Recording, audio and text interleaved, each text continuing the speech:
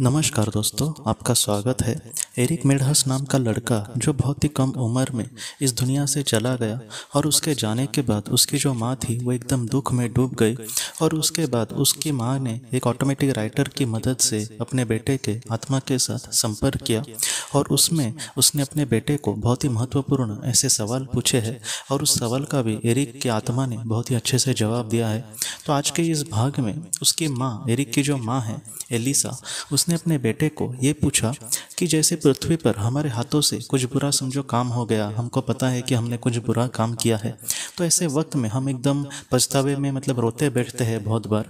जो ज़्यादातर अच्छे लोग मन के लोग होते हैं उनको बहुत बार ऐसे पछतावा होता है, और जो बुरे लोग होते हैं उनको कभी लगता ही नहीं है कितना भी वो बुरा काम करे, लेकिन उनको ज़रा भी नहीं लगता कि उन्होंने कुछ बुरा किया है, तो इसलिए वो इतना पछतावा नहीं करते।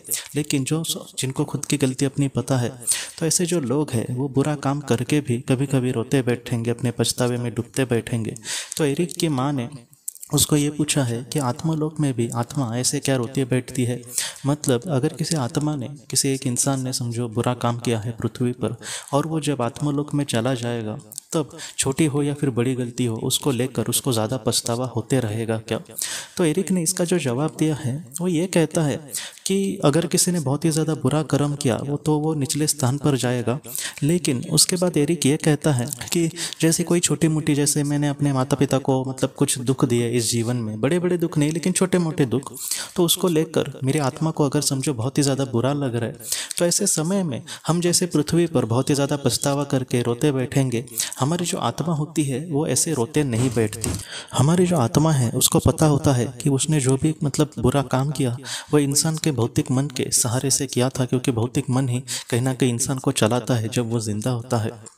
लेकिन आत्मा जानती है कि भौतिक मन ऐसे इंसान से कर्तव्य या फिर कर्म करने भाग उसको पाड़ सकता है, या फिर कहीं ना कहीं उसको मजबूर कर सकता है कुछ बुरा करना। तो इसलिए जो आत्मा होती है वो इतना दुख नहीं उसके बारे में करती।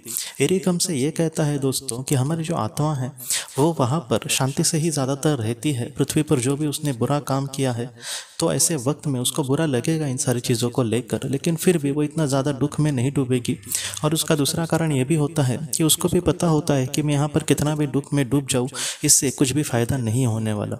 उसने अगर किसी का कुछ बुरा किया है, किसी को मानसिक पीड़ा दी है या फिर किसी को दुख दिया है, तो ऐसे समय में उसने जो भी बुरे कर्म किए हैं उसका पछतावा उसको कहीं ना कहीं दुख भुगत कहीं ना कहीं उसका फल उसको ज़रूर मिलने ही वाला होता है।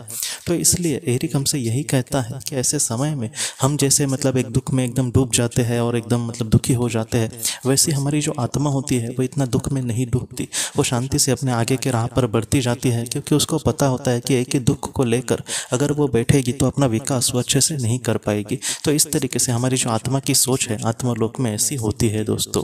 तो एरिक के माँ ने उसको और भी जो महत्वपूर्ण सवाल पूछे और एरिक ने उसका किस तरीके से जवाब दिया है, इसको हम अगले भी वीडियो में इस तरीके से ज़रूर देखेंगे दोस्तों।